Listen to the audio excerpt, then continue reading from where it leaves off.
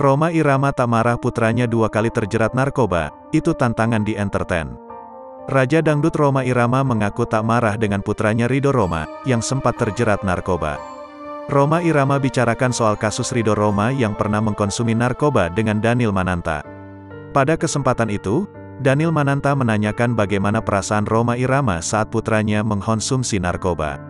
Rhoma Irama menjawab, jangankan dirinya, sekelas para nabi pun mengalami pembangkangan dari keluarga mereka, termasuk anak mereka.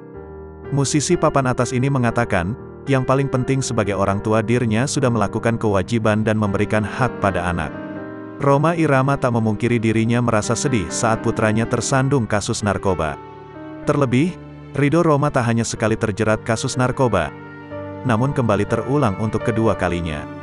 Meski mengaku sedih, Rhoma Irama mengaku tak marah atas kesalahan yang anaknya perbuat. Rhoma Irama menyadari bahwa iman seseorang itu bisa naik turun, tergantung pergaulan. Rhoma Irama yang telah bergelut puluhan tahun di dunia entertainment, sangat mengerti bagaimana tantangan bisa hidup di dunia tersebut. Rhoma berharap Ridho Rhoma bisa mengambil pelajaran dari kasus yang telah dihadapi.